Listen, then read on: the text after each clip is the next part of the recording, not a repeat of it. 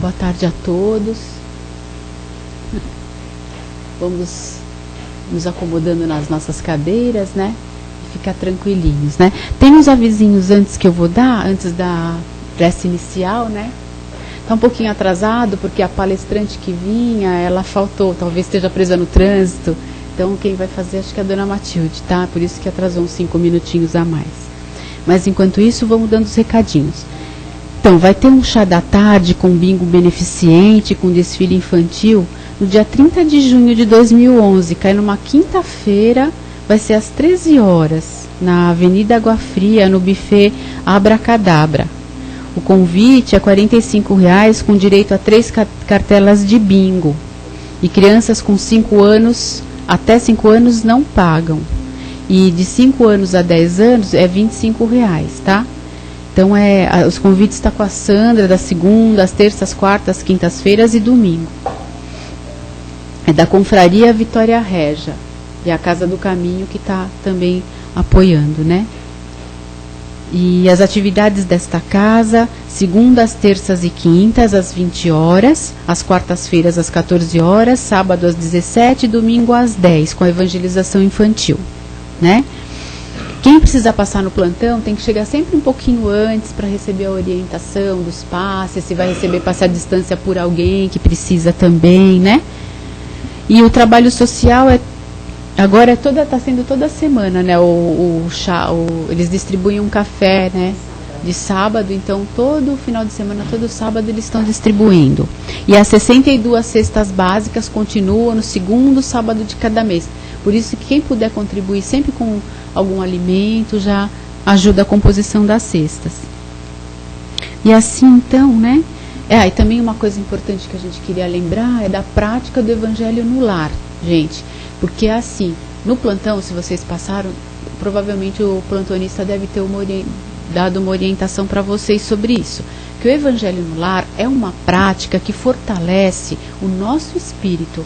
Através da prática do Evangelho no lar, você faz assim, como se fosse um cordão fluídico de luz em torno do lar, em torno de vós mesmos, de cada um. Então aquilo fortalece a gente, é como se fosse assim, você toma uma vitamina para fortalecer o corpo, o Evangelho no lar também, aquilo é um ponto de refazimento num dia que a gente escolhe na semana, e é bem fácil de fazer, é só escolher um dia da semana, um horário apropriado que vai dar para a pessoa sentar e ficar uns 20 minutinhos ali, aí faz uma prece de abertura, como nós fazemos aqui, aí abre o Evangelho, abre o Evangelho, se puder começar do comecinho, desde o início, para fazer um estudo mais metódico, ótimo, né? Mas não é obrigatório isso, se a pessoa quiser abrir aleatoriamente também pode, mas o ideal é que a pessoa faça um estudo regular, que o Evangelho segundo o Espiritismo, ele possui 28 capítulos, então se a pessoa for fazendo um pouquinho cada semana, em mais ou menos 3 anos ela consegue concluir, dependendo se ela fizer uma vez por semana. E isso fortalece a leitura, aí faz um comentário e depois faz as vibrações e finalmente a prece final, agradecendo por tudo, né? E aquelas vibrações que nós emanamos vai fortalecer a nós e aquelas pessoas, né?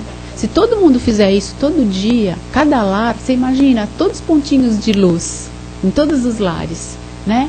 Então, se alguém não faz, não tem problema, vamos começar nós, né? O importante é isso. Então, eu acho importante lembrar sempre da prática do Evangelho no lar, tá bom? Então, obrigado pela paciência de ouvir os recados, né? E vamos então nos acalmar, cerrar levemente os nossos olhos, agradecer a Deus por essa grande oportunidade de estarmos aqui reunidos em nome de Deus, sabendo que os mentores desta casa já nos acolheram desde o momento que a gente já adentrou nessa porta, já estava tudo sendo preparado para essa grande oportunidade que nós estamos tendo de refletirmos juntos mais um tema nessa tarde para ajudar a fortalecer o nosso espírito. Então, calmamente, vamos imaginando a figura de Jesus da nossa forma que nós temos mais alegria de sentir Jesus, sabendo que Ele nos abraça, que Ele nos quer muito bem, nos acolhe com todo carinho e afeto. Então, vamos fazer o Pai Nosso, que a a oração que Jesus nos ensinou no Sermão do Monte, que ajuda a gente a se ligar ainda mais com Deus e com o plano superior. Pai nosso que estais no céu, santificado seja o vosso nome, venha a nós o vosso reino, seja feita a vossa vontade, assim na terra como no céu. O pão nosso de cada dia nos dai hoje, perdoa as nossas ofensas, assim como nós perdoamos a quem nos tem ofendido, e não nos deixes cair em tentação, e livra-nos de todo o mal, pois é teu reino, o poder e a glória. E assim, vamos então procurando absorver da melhor forma essa palestra para ajudar o nosso espírito a ficar mais forte quando a gente voltar para os nossos lares e atividades. E a nossa palestrante querida chegou, foi até bom que a gente demorou um pouquinho nos recados. Aí ela vai dar para nós essa palestra de hoje, a Rosa, né? É a Rosa Maria, viu, gente? Vamos absorver bastante, que é bem legal.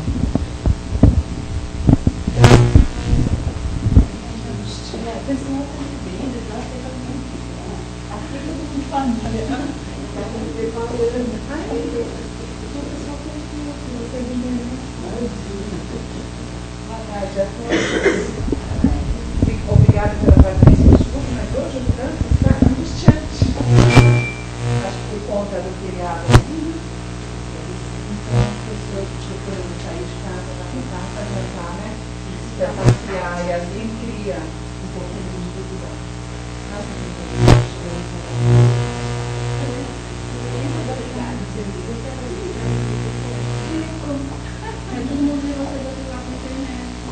Ai, que chique! Nossa!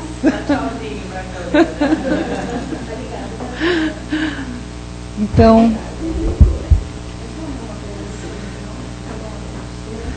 deixa eu ver esse pouquinho. Isso, tá ótimo. Obrigada, Leda.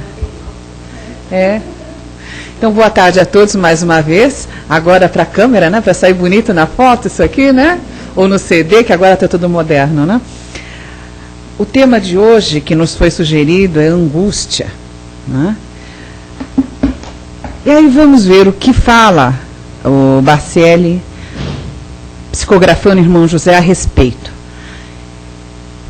Ele começa com a pergunta do Livro dos Espíritos. Deus se ocupa pessoalmente de cada homem?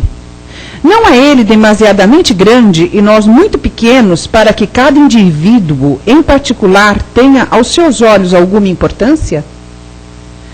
Resposta dos Espíritos. Deus se ocupa de todos os seres que criou, por menores que eles sejam. Nada é demasiadamente pequeno para a sua bondade. Livro dos Espíritos, questão 963. Resposta adequadíssima dos Espíritos, né? A pergunta, nós ficamos até assim, nossa, porque o Kardec pergunta isso. Na verdade, o Kardec também está cheio de razão em perguntar, porque quando a gente não pergunta isso, normalmente nós pensamos isso, né? A distância nossa dos Espíritos perfeitos, de Deus, nos parece grande. Tanto que quando nos falamos de Jesus, mas é Jesus, imagine, não dá nem para comparar. Não estamos comparando. Ele é o nosso propósito. Ele é o nosso objetivo. Chegar na iluminação que o Espírito Jesus Cristo já tem. Se foi viável para ele, é viável para nós também. Ainda que leve alguns trilhões de encarnações. Eu não sei quanto tempo. Pode demorar muito. Mas efetivamente ocorrerá. Disso não há sombra de dúvida. Tanto que ele próprio afirma que nós todos seremos luzes, e que não nos admirássemos das coisas que ele fazia, que ele sabia. Portanto, isso vai acontecer em quanto tempo, não sei, né? Então, quando nós fazemos o raciocínio comparativamente, é que entramos nessa situação de que, olha, Deus é grande demais para olhar por nós. Então, vamos nos colocar no lugar de Deus um pouquinho, né? Quando nós temos os nossos filhos, aqui alguns já são pais e mães, não é isso? Né? Avós, bisavós também, o pessoal aqui, né, levou a sério crescer e multiplicar aí, né? Então, eu já tenho crianças pequenas, não é isso? Não são demasiadamente pequenos para vocês? São tudo grande, tudo adulto? Por que a gente se ocupa da criança? que nós conhecemos cada suspiro, cada tipo de choro? Uma mãe é capaz de dizer com muita clareza se é dor de barriga, se é manha, se é algo mais sério, se é fome. Um pai percebe pelo olhar do filho o que ele quer e providencia. Por quê? Essa semana eu vi um texto interessante, um pequeno texto na internet que colocava assim: começar do começo. Começa o começo, pai. Era a frase da menina, hoje uma adulta, e ela escreve, que ela falava para o pai: pai, começa o começo para mim? O que seria isso, começar o começo? Ela não conseguia descascar mexerica. Não tinha força suficiente para romper a casca. Mas se o pai fizesse o primeiro rompimento, que seria o começo, ela conseguia dar continuidade. Então ela pedia para o pai começar o começo da mexerica para ela conseguir concluir. E muitas vezes ele, sorrindo, tirava a casca toda da mexerica. E ela achava o pai tão forte por conseguir realmente enfiar, saber tirar a casca, né? Hoje o pai dela está desencarnado, ela nos conta no texto e fala que muitas vezes ao longo da vida ela olhou para Deus pedindo a Ele que começasse o começo. Naquele momento da mexerica, o pai era um Deus para ela. E Ele cuidou daquilo. Ele podia ter dito, mas é tão simples. Ter falado, coloca um objeto, né? Pode colocar até o cabo de uma colher, um garfo que tiraria, uma faca, ensina a usar, não sei. Não, ele começou o começo para ela, sorrindo. E não corrigiu nem a fala, porque a graça, o conteúdo estava aí. Né? Assim somos nós para Deus. Não tem como ele achar que qualquer coisa na obra da criação seja inútil, seja inválida. Pela simples lógica, foi ele quem fez. A partir do momento que ele fez, alguém aqui acha ruim o que faz? Nós não achamos as obras que produzimos, né? O trabalho que realizamos. Seja refogar um chuchu, seja fazer um pão, consertar uma tomada, nós não ficamos envaidecidos de conseguir fazer aquilo? Porque é uma vitória. Quantos anos nós levamos para dominar determinadas técnicas ou ciências? E estou falando de serviço simples, não estou falando de coisas mais complicadas, não. Mas não são as coisas simples que mais atrapalham? Né? Se perguntar a um casal por que ele briga tanto, ele não vai falar, poucas vezes ele vai falar, olha, houve uma traição, houve uma palavra mais dura, me bateu. A quantidade, não que não ocorram, lamentavelmente ocorre, mas a quantidade de vezes que isso ocorre é inferior ao deixar a tampa da privada levantada e por isso ter gerado uma briga em casa. Há uma roupa mal lavada ou deixada ali. Quantos lares e casamentos e brigas não começam por conta dessas coisas tão miúdas? E na natureza nós também vemos. Quando nós observamos um carvalho tão grande, tão forte, uma árvore frondosa, né? Ela aguenta raios, tempestades, ventanias, resiste, é uma árvore secular, não é assim? Mas ela cai com um ataque de cupins. E cupim é pequeno. E ninguém vê que corroeu por dentro, e ela se dobra. Assim somos nós na vida. Nós temos cupins na nossa vida, que machucam e provocam um dano tão maior, muitas vezes, que outras coisas se formos comparar. Então o objetivo aqui não é comparar tão somente, porque se comparar nós não temos uma pálida ideia do assunto, mas de começar a raciocinar com a cabeça de Deus. Então a pergunta dos espíritos, ela procede completamente. Tudo aquilo que nós criamos, nós somos responsáveis e zelamos por ela, porque queremos que progrida. Muito bem. Aí o irmão José abre o raciocínio. Ele coloca aqui a angústia, aqui no caso, que a gente pode também colocar ansiedade no lugar, para que o homem se aja bem no caminho evolutivo que palmilha, basta-lhe cumprir com seus deveres, sem necessidade de angustiar-se por algo que lhe venha precipitar a evolução. Espírito algum evoluirá, pulando etapas na conquista das experiências que lhe são indispensáveis. Avançar depressa se traduz, no reino do espírito, por avançar com segurança, de modo que não venha a ser levado a capitular. Uma única tarefa, por mais insignificante, cumprida com esmero, faz-se alicerce para atividades de maior envergadura. Os que se angustiam por uma elevação rápida, quase sempre excedendo-se em sua capacidade de resistência, carecem de retomar o aprendizado em seu ponto inicial na tentativa mal lograda. Em verdade, Deus não está alhures, ele se encontra na intimidade de cada um de seus filhos, que ao tomar semelhante consciência poderá alcançar a plenitude espiritual sem sair do espaço físico no qual se movimenta. Aqui é o teu lugar e agora é o teu tempo. Nós temos pressa, né? Pressa de chegar. O que vai ser conosco? Em que plano espiritual nós vamos ficar? Será que nós vamos ficar no umbral? A 5 centímetros de distância, olha, eu dei passe, dei palestra, dei aula. O que mais que a gente fez, né? A gente começa a enumerar as coisas, né? Participei da cesta básica, participei das atividades na casa espírita, colaborei nas enchentes, né? Mandei bem. Eu acho que uns 10 metros de distância do umbral eu tô, né? Porque, lamentavelmente, a doutrina espírita efetivamente fechou as portas do inferno, mas o movimento espírita abriu a do umbral. Que não foi a doutrina que abriu, foi o movimento. Né? Então, vamos pensar um pouquinho. A Terra não é o terceiro planeta, né, na escala dos planetas evoluídos? Então, ela está numa faixa evoluída ou umbralina ainda, o planeta? Uma faixa umbralina. Então, nós já estamos no umbral. A Terra é feia? Então, por que tanto medo do umbral? A Terra é linda, o planeta é ótimo. O umbral, o sofrimento, o inferno sempre foi interno.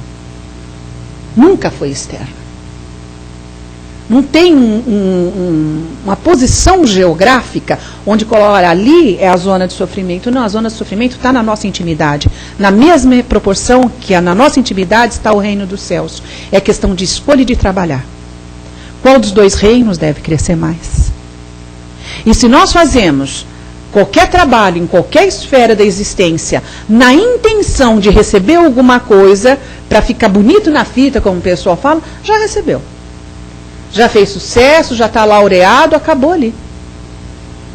Não é esse o propósito. Se nós colaboramos dentro da casa espírita, ou em qualquer agremiação da qual façamos parte, nós devemos fazê-lo por amor e por vontade. Simplesmente isso. Se haverá mérito, pagamento ou não, não interessa. Se não vejamos, por que não interessa? Porque daí não houve o amor, houve um investimento. Investimento em quê? Quando nós pensamos assim, aqui já falamos tem mães e pais, né? O filho de vocês já ficou doente alguma vez? Teve febre, qualquer coisa? Precisou passar a noite acordado? Correr para o médico? Quanto vocês ganharam para fazer isso? Nada. Se ficar doente, vão fazer de novo? Por que você não ganhou nada? Por que vocês fizeram? Por amor. E por responsabilidade com aquele ser que dependia da gente. Se nós conseguimos agir assim com amor, imagina Deus, que está em todos os lugares. Então vamos pensar pela ótica de Jesus. Foi um sacrifício para ele ter vindo até aqui? Você acha? Ou será que foi por amor? Foi por amor. Não foi um sacrifício para ele. Hã? É. Foi trabalhoso, mas não sacrificante. Porque quando nós queremos fazer alguma coisa, nós fazemos. Hã? Fala alguém que está com fome para subir uma ladeira carregando 20 quilos de arroz. Se ele sobe ou não. Se ainda tiver força nos braços. Ele sobe. Ele está garantindo a comida para muitos dias. Ele vai se sacrificar. E vai se sacrificar feliz. Então, tudo que Jesus fez, ele fez por amor, faria de novo se fosse necessário. Né? Tanto que quando ele entrega a obra para o Pai, ele entrega pleno e satisfeito. Ele não se queixou. Ele não falou, Pai, olha, isso aqui foi uma roubada, ainda bem que terminou, hein? Não. Ele, Pai, a ti entrego minha alma. Pai, perdoa, eles não sabem o que fazem. Pai, a tarefa está cumprida. Deixo aqui, fala para os apóstolos, vocês para dar continuidade. Então, se o principal sai, ele deixou sua equipe treinada. Ele levou 30 anos se preparando aqui com a equipe. Nós estamos falando do tempo na vida espiritual para ele ter descido de todos os orbes, condensado o perispírito, o trabalho que isso deu para toda a equipe de geneticistas, quantos milhares de almas foram envolvidos nessa trajetória. Nós conhecemos mais Jesus, mas atrás dele tem uma equipe de milhares de espíritos que vieram juntos e outros que antecederam. Olha a preocupação do Pai. Aí ele manda o espírito mais preparado, responsável pela equipe toda, e este encarna aqui, entra em treinamento, adapta-se à vida da Terra, mostra o que tem que ser feito, trabalha para valer, para sustentar a família, passa pela perda do pai, ele que podia ter modificado, ele podia ter regenerado todo o campo perispiritual do pai dele, ter mantido a vida. Por que não o fez? Para mostrar que também com ele acontecia, que também dá para viver sem o chefe da família, sem a mãe, que nós temos que nos preparar, que é possível isso e que a morte faz parte da vida de todo mundo, inclusive da dele. Não derrogou uma lei natural em absoluto, porque a morte até então era vista como um supremo castigo, e ele deixou claro que ela não era um castigo.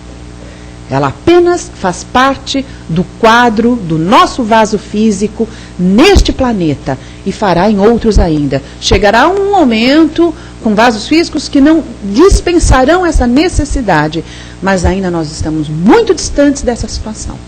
Nós continuaremos modificando o vaso físico, modificando a região em que nascemos, o país, modificando a sexualidade, para que aprendamos de tudo. Aí nós voltamos para o texto, irmão José. Por que angustiar? Em função disso. Por que ansiedade? Alguém aqui domina já todas as ciências? Todas? Não. Vai dar nessa encarnação, se nós tivermos aí 80, 90 anos, quiçá, não sei, para dominá-las? Não dá. Não há tempo útil para aprender, apreender e utilizar. Então nós teremos que reencarnar mais vezes, para aprender em todas as situações.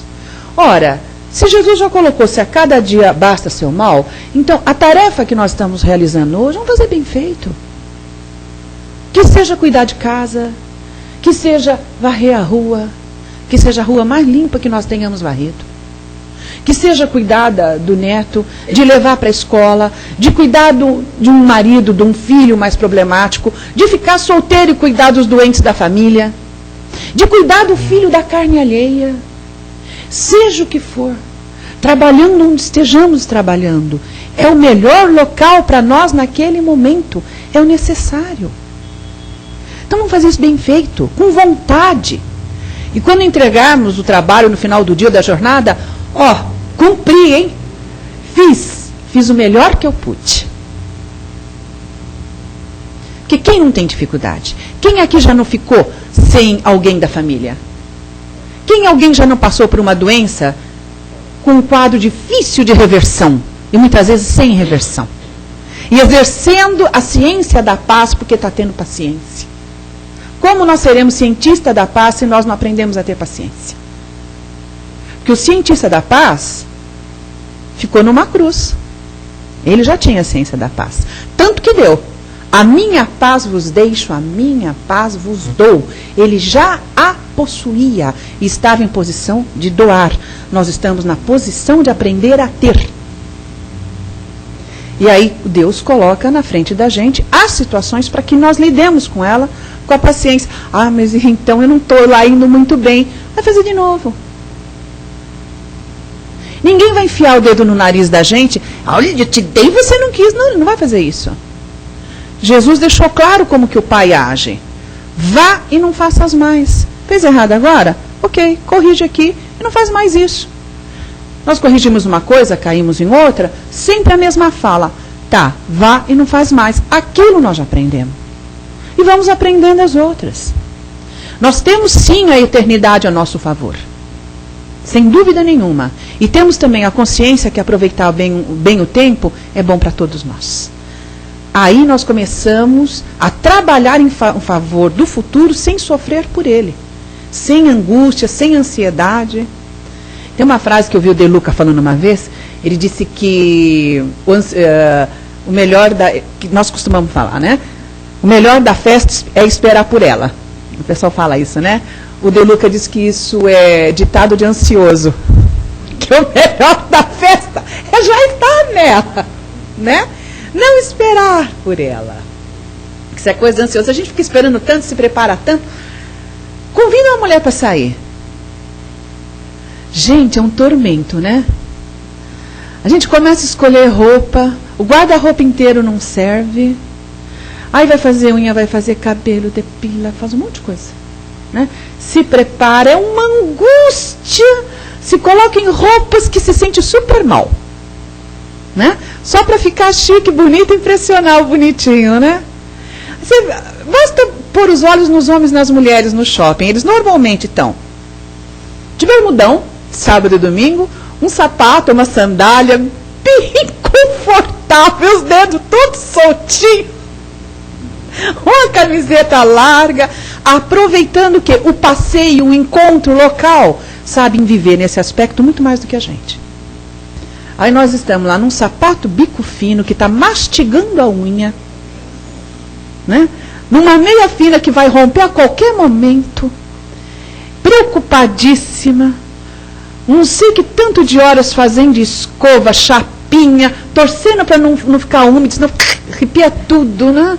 Então a gente se distrai do que veio fazer ali, quer conhecer o outro, fica preocupado com a aparência.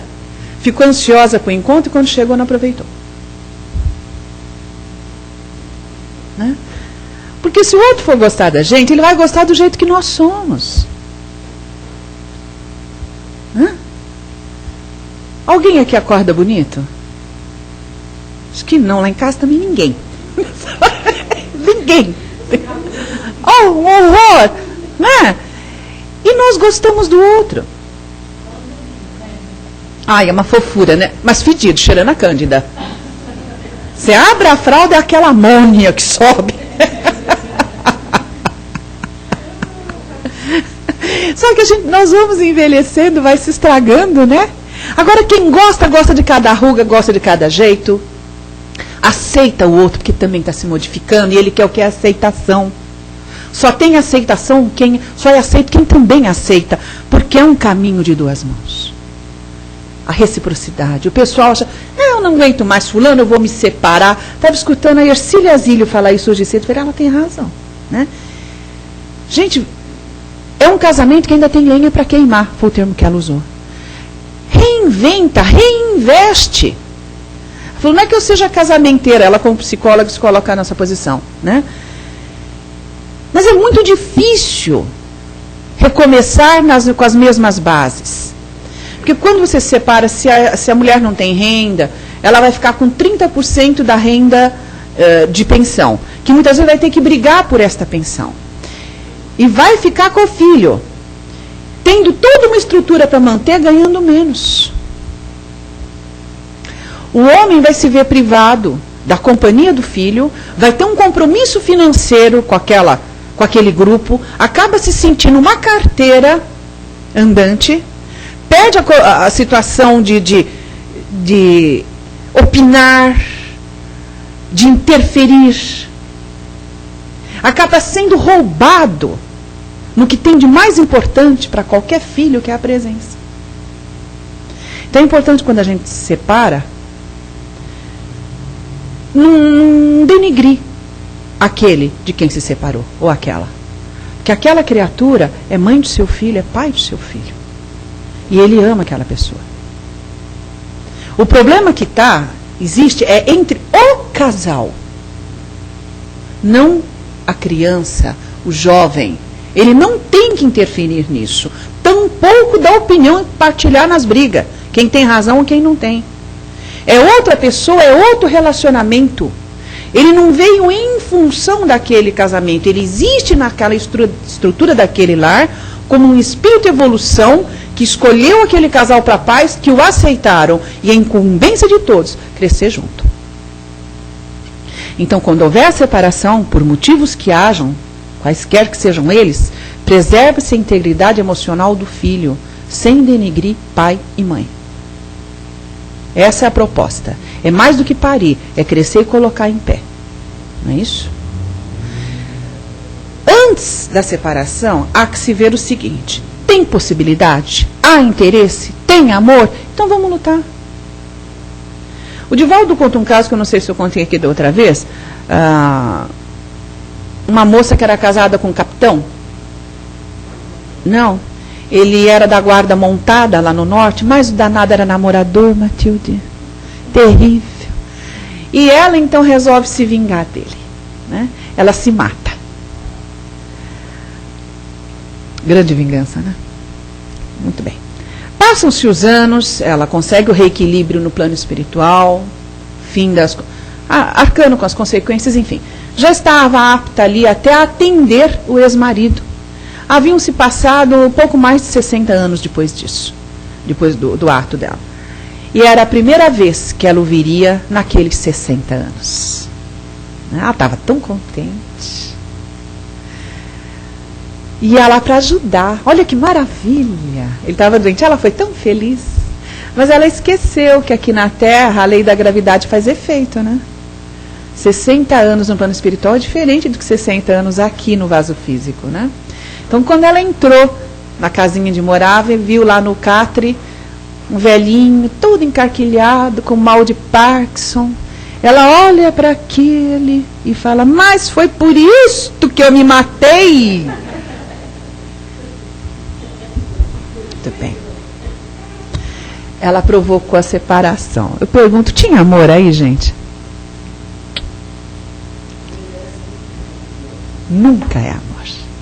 Nem dele ela gostava. Porque se gostasse, ia gostar daquele velhinho que estava ali, porque o espírito era o mesmo. Então ela gostava da farda dele, da aparência física, do cavalo talvez. Entendeu? Mas dele não. Por quê? Ela não conseguia gostar dela. A vida dela foi a primeira que ela desperdiçou. Se o outro não me aceita, então também não te aceito. Isso é uma atitude infantil, birrenta, criou um sofisma. Aliás, adoro essa palavra, aprendi com o Divaldo. Sofisma. Não tinha a menor ideia do que era. Fui ver no dicionário, continuei não entendendo. Sofista. O que será um sofista? É aquele que faz sofisma. Será isso? Deu um trabalhão para conseguir entender o que era um sofisma, mas me consolei porque o Divaldo passou pela mesma situação. Quando o espírito ditou ele, o que é? Procure no dicionário. Não, mas eu não tenho, compre um. Aí ele juntou dinheiro alguns meses, foi lá, comprou o tal do dicionário, mas comprou um dos mais baratos, abriu, não tinha a palavra. Aí perguntou de novo para o benfeitor, ele falou: pegue outro dicionário melhor, vá à biblioteca, se vira. Mas não disse o que era, né? Aí eu entendi, quando a gente quer saber, nós vamos atrás, né? Não tem que entregar pronto. Deus também age assim. Ele não faz pra gente, ele dá os meios para que você faça, mas quem faz é você. Né? Aí ele comprou e viu o que significava sofisma. Né? Então, aí eu acabei vendo da mesma forma, porque ele também não explicou o que era. Eu não tive outro recurso, eu não sei, no dicionário. E um só não deu, teve que ver alguns. Porque as informações divergiam. E um ampliava mais, outro menos. Aí deu para entender o que era um sofisma, né? É mais do que uma mentira. Tem fundo de verdade. Mas ele modifica para dar credibilidade e transferir a responsabilidade.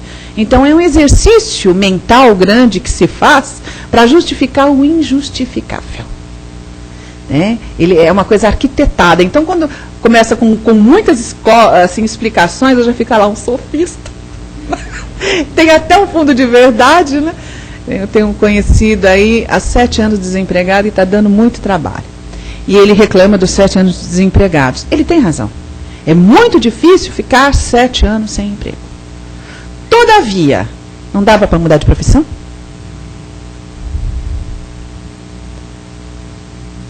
Será que não dava para pegar uma coisa mais simples? Então ele está criando um sofisma. num fundo de verdade, porque tem sentido. Desemprego é terrível. Mas quando se estende assim, a culpa é do outro, eu não tenho sorte, vamos parar um pouquinho. Né? Ah, mas está sendo muito cruel, não é bem assim. Então vamos ver lá o Espírito Verdade. O que ele falou para o Kardec quando o Kardec perguntou, e se eu não quiser fazer a codificação? Ele respondeu na lata do Kardec, outro o fará. Não adulou, não convenceu, se não fizer, outro faz. Tudo na vida é assim, aquilo que nós não fazemos, o outro faz. Simples assim, na razão direta. Né? E a gente fica com medo de falar isso para as pessoas, de colocar. Gente, eu não chego nem no dedão do pé do Kardec. Ele ouviu uma dessa, eu me senti perdida. Eu falei, nossa, eu estou perdida mesmo, né? Tem mais a que aprender a fazer. E não se achar o suprassumo. Porque essa coisa de nos sentirmos insubstituível cria angústia. Ai, o que será da minha família quando eu morrer? Vão continuar vivendo, viu? Com dor, com saudade. Mas vão aprender a cozinhar, lavar, passar, trabalhar, ganhar o pão, pagar água, a luz, IPTU. Vão fazer tudo o que é necessário. Vão chorar muito por um tempo, depois cada vez chorando menos. Vão cuidar das suas obrigações, assim como nós, desencarnados, cuidaremos da nossa. Ah, eu não sei quando vai morrer. Precisa. Já sabe que vai. Já sabe que não vai morrer ao mesmo tempo. Que é só o vaso físico. Então, cuide de trabalhar bem para o espírito, viver bem aqui agora, para já investir no futuro. Tranquilamente. Um dia de cada vez. O quanto mais de tempo tivermos aqui, tanto melhor. Porque aí nós exercitamos aquilo que aprendemos lá. Encontramos com as pessoas. Resgatamos situações. Adquirimos cultura. Aplicamos. Então interessa. Por isso a medicina avança. Farmácia avança. Saneamento básico avança. Para o quê? Dar qualidade de vida. Para que nós possamos ficar aqui mais tempo. E exercitar. Voltarmos aptos também a aprender mais e exercer nesse ciclo sem fim. Se Deus trabalha todo dia, por que é que nós vamos descansar? No berço esplêndido só está o nosso hino, que o resto da vida não está, não. Não é não? Se bem que ele está numa bela placa tectônica, graças a Deus, né? Aí com isso a gente tem menos de terremoto, mas deitadinho não está não, tem que trabalhar, não é assim? Não está. É o que a gente fala. Só no dicionário, né? Que diversão vem antes de trabalho, né? Porque na vida não vem, não. Jesus ficou trabalhando 30 anos para depois trabalhar 3 na pregação, segundo os nossos registros. Mas será que ele não deixou de pregar nesses 30 anos? Claro que fez. Não tem o registro. Não quer dizer que não tenha sido feito, né? Porque ele preparou toda uma família. Porque ele não renasceu numa família bacana, já preparada, adiantada. Nasceu? Todo mundo entendeu o propósito do trabalho dele? À exceção dos pais que chegaram mais perto, os demais não entenderam nada. Mesmo assim, os pais titubeavam. Ele pegou uma equipe de trabalho boa, bem qualificada? Não. Ele pôs para funcionar e deu trabalho. Ele levou muito tempo para isso. Por que conosco vai ser diferente? O irmão José coloca que é preferível cuidares de uma flor com alegria a cuidares de um trono com melancolia. O importante não é fazer muito, mas sim bem feito todo o pouco que se faz. Olha que maravilha, basta um pouco. Ai, mas eu não chego nem perto de um Chico Xavier, essa encarnação está perdida para mim. Isso é desculpa de quem não quer que trabalhar.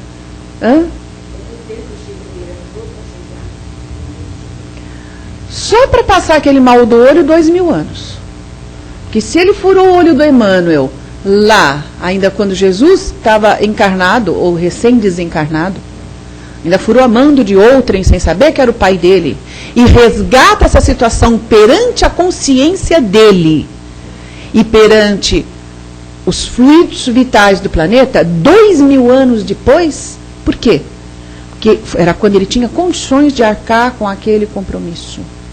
Por isso não foi antes. Então ele também levou uma caminhada de 2000 anos para passar pelo problema dos olhos, que ainda foi inferior ao que ele provocou. Será que é simples assim? Não é simples. Não é simples para ele, não é simples para nós. Chico também era reclamão. Ele foi aprendendo a modificar os hábitos dele, sendo lixado pelo Emmanuel. E foi lixado muitos anos, né?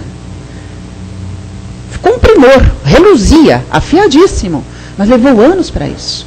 Ele se queixava, sim, com frequência. Pois ele mudou. Ele conseguiu, nós também conseguimos. Ainda que seja só hoje, não vou me queixar. Ainda que seja só hoje, eu não vou reclamar do marido que eu tenho, do filho que eu tenho, do trabalho que eu tenho. Porque graças a Deus eu tenho os 3. Hoje eu não vou reclamar que minha mulher fala demais, que ela não sai do telefone. Para os meninos isso, né? Eu sempre falo nas palestras que eles ficam muito na televisão, no futebol, ali no controle remoto, que tem um processo simbiótico entre sofá, controle remoto, TV e homem. É uma simbiose. Por outro lado, o que há com os telefones? E a mulher? Matilde, quando a gente começa a falar, é um horror, né? Até dói a orelha, até queima de tanto que a gente fala. Tentando segurar o fone. Né? E ainda tem. Então nós também temos um processo simbiótico com o telefone, né? Que incomoda os homens da casa. Mas precisa falar tanto, não dá objetivo. É um treino para a paciência deles? É. Porque se a casa ficar silenciosa sem aquela tagarela lá dentro, é tão triste. Não é? E aí nós vamos aprendendo. E também a gente vai aprendendo a dosar, né? Falar demais cansa, falar zerinho também é ruim, porque transmite solidão. Um pouco de tudo. Então, só por hoje eu vou agir desse jeito. Só por hoje eu estou feliz com a família que eu tenho. Só por hoje eu estou feliz com o país que eu tenho. Esse país é o que é, foi o que nós fizemos. Quem lá estão administrando o país foi por escolha nossa. Tanto comportamental quanto no voto. Então, é da nossa obrigação também alterar aquilo que não está bom. Agora, falar mal do Brasil é um direito que nós não temos, porque é o berço que nos acolhe. E nós pedimos para vir para cá. Alguém gostaria de estar no Irã? Na faixa de Gaza? Não mesmo, né? Toda evolução do... Obrigado, está dispensando, né? Toda evolução do Japão e aquela insegurança com as placas embaixo. Alguém quer mudar? Ninguém. Rio de Janeiro é lindo, não quero ficar no morro, mas de jeito nenhum. Pode ser dado até, não vou. Né? Porque eu quero preservar minha vida, quero viver mais aqui, enquanto Deus permitir. Então, este é o melhor local, a melhor cidade, com trânsito, com tudo. Esta é a melhor casa, esses são os melhores livros, porque é aquilo que a gente consegue compreender no momento. Quando eu fui ler Evolução em 2 Mundos, eu não entendi nada. Desisti. Falei, daqui 20 anos eu pego.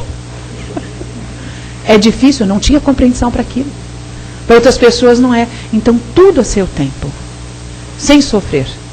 Sem esperar o melhor da festa. A festa já está acontecendo. O irmão José sugere, o trânsito está ruim? Olha a paisagem. Gente, tem cada azaleia aberta agora, fantástica. A cidade está lotada, né? O trânsito está ruim, mas amanhã vai estar tão sossegadinho, vai dar para uma porção de lugares. Menos no shopping, que acho que todo mundo que ficou foi para lá. Aqui só. Mas nós estamos podendo ir em algum lugar. Nós temos pernas para ir. Muitos gostariam, estão olhando pela janela do hospital, sem entender muitas vezes o que é lá fora. É um tumor na cabeça, AVC. É uma dor muito grande dentro de casa, de um crime, de um assassinato, que tirou a vontade do sol nascendo. Nós estamos podendo andar, nós estamos podendo chegar aqui. Então nós estamos realmente abençoados. Ontem foi o primeiro dia de inverno, olha o sol. Não é? É lindo. Na Suíça sai às 2 da tarde o sol. Não, ele se põe às 2 da tarde. Que triste. Ele está aqui aberto, iluminando desde as 6 da manhã. Que país é esse que vai até às 6 e tanto da tarde? Ele está indo ali, cheio de matizes. É primeiro mundo, Europa? É, mas o sol não fica lá. É mais chique aqui. Então aqui é melhor. Né? Tudo é bom, o sol, a chuva, mas ele diminui as depressões. Né? O índice de suicídio nesses países é alto porque tudo fica muito escuro. Então veja a luz interna e externa. Está sempre lá a luz. Ela só não está quando nós não queremos ver. E Deus permite que nós nos fechemos na nossa caverna, na nossa gruta, até o momento que desejarmos. Como que ele estava te esperando, você demorou, mas que bom que você chegou. É Ele permitindo. Arvas estão nós. Tem. André Luiz acordou.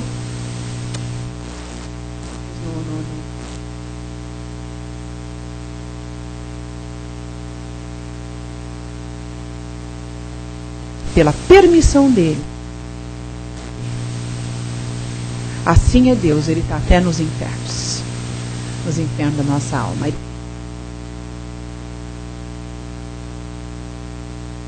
Como que chega?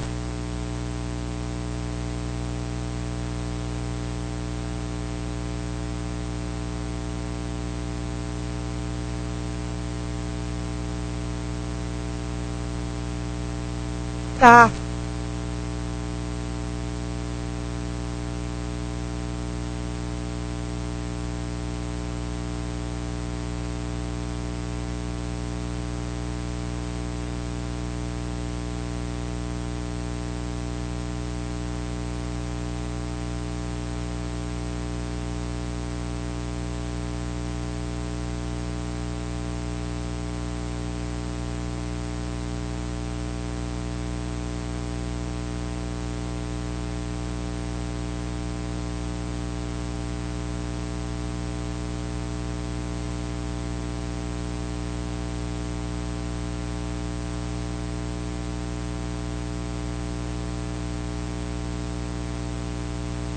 Palestra fica até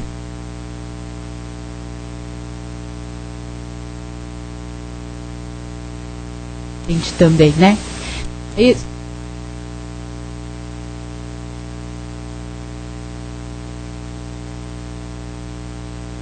Então, Deus sempre comigo. Não está com uma condição viva. Sentir. Falando isso para vocês, mas isso também é para mim. A gente comenta, isso é para todos nós, tá, gente? A gente fala assim, mas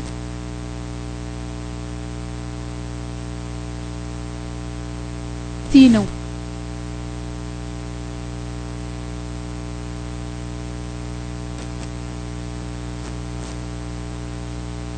angustiado,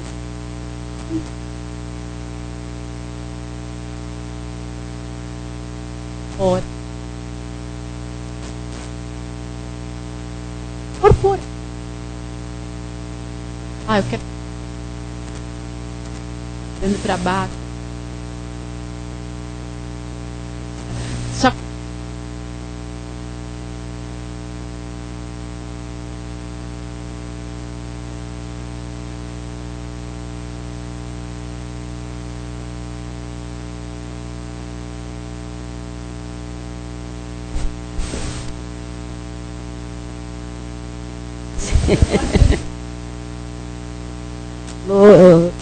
umbral, né? A discussão numa outra casa em que trabalhávamos, porque os alunos que tinham por mim tinham recebido uma orientação a respeito do umbral. Outro expositor veio questionar, porque eles não aceitaram aquilo que o expositor estava explicando. Aí ele veio para mim e falou assim, você fala...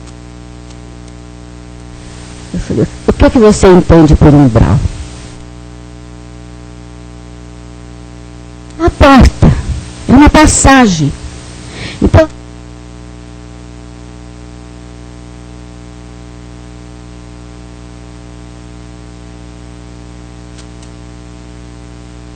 mensagem só. Nós vamos ali reciclar aquilo.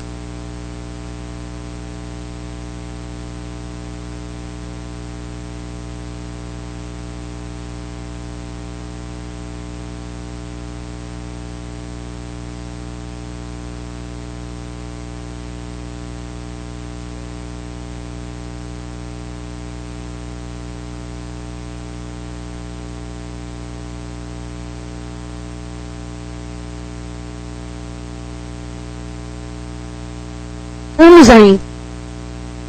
Vamos.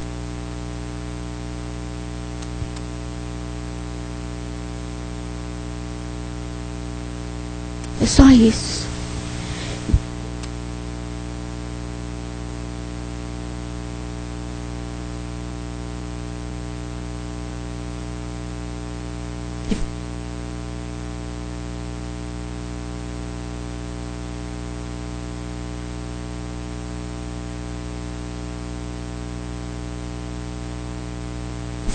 Obrigada, viu, Rosa?